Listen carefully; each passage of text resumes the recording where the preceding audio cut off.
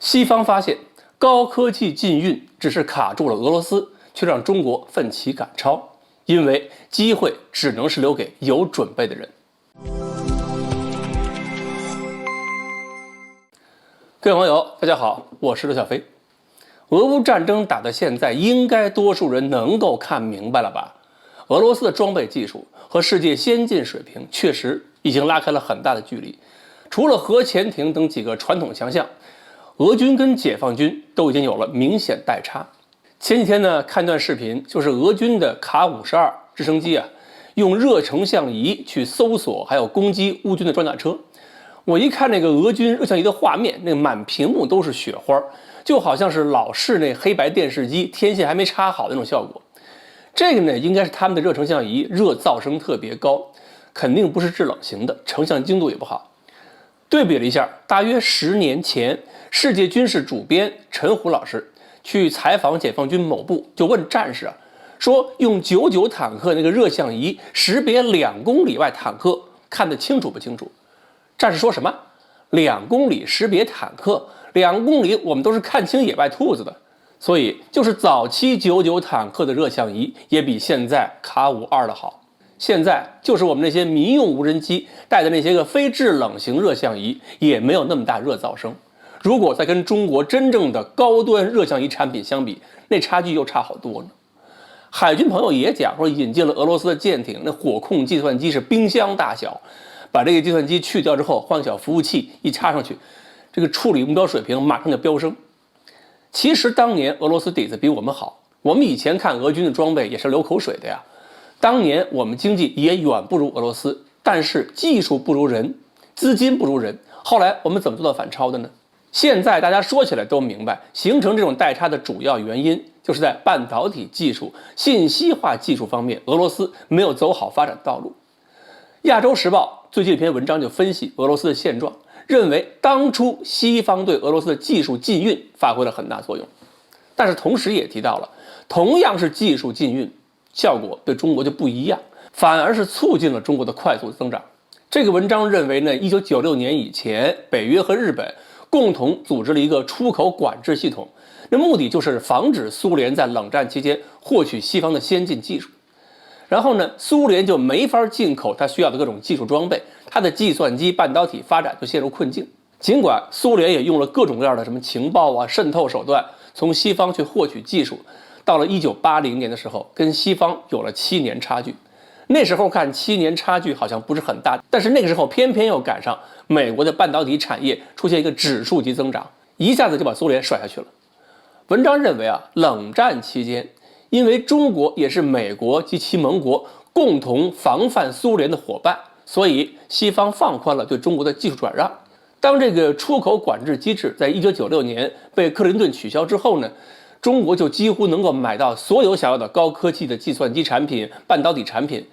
包括是很敏感的超级计算机，当时也能买到。文章认为，这些个产品就帮助中国启动并且建立了自己的重要工业基础，这些个都是俄罗斯当时做不到的。不过按照文章这个说法，好像中国的进步就是来自西方的高抬贵手。那么怎么解释印度呢？印度要想获取先进技术，可比中国容易多了。其实我觉得中国的成功因素固然有一小部分是来自于对西方高科技的引进，但是主要还是和我们的心态有关。首先是因为中国长期面临严重的外部压力，当年是南有北帝，北有苏修我们就坚定了关键领域不能依赖任何人的信念。国防现代化毕竟是买不来的，所以我们在各个领域都要找短板，都想把短板补上。而俄罗斯的问题在于，苏联时代是把不同领域的研究生产分散在各个加盟共和国，苏联一解体，俄罗斯就发现自己的科研机构、工业体系马上就散了、残疾了。另外，在发展方向选择上，我们是早就有思想准备的。1991年海湾战争，别看那么多专家预判翻车，实际上在军工科研单位里边，那些真正的专家看来，这场战争一边倒的局面早就是预料之中的，根本就没有什么意外的。海湾战争只是初步验证了信息化战争发展方向，然后中国就向这个方向启动了。当然，过程也不是一帆风顺，也是一直看着外国人怎么打仗，我们在找差距，然后不断的修正自己的发展方向。再有呢，中国和俄罗斯在军事思想上有很大差距。苏联的军事思想就是大打核战争嘛，不管坦克还是战斗机还是水面舰艇，都当成核战争背景下的消耗品，一次性的，就是要跟北约拼数量。一辆坦克、一架飞机出动了几次还没被干掉，这就算赚了。所以设计和生产方面，只要不影响关键几个性能，能简化就简化。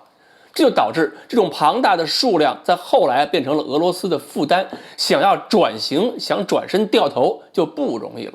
解放军可不敢这么奢侈啊！那部队教育一直是把装备看得比生命还重要的，但都要尽可能提高自己的装备性能，提高生存力和作战效能，这就走上了靠性能而不是靠数量取胜的道路。当然，现在我们是数量和性能都要。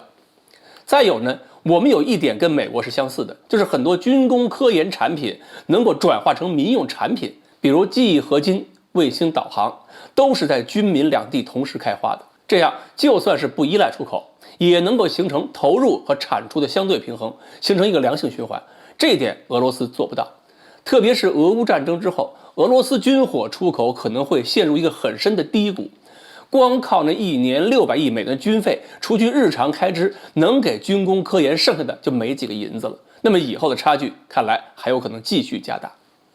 所以中国的成功啊，可不是西方那点技术输出就能解释的，是来自于数十年前国家对战略安全的判断和布局，来自于那些大家在电视上看不到的幕后真正专家们对军事思想和军事技术革命的观察和思索。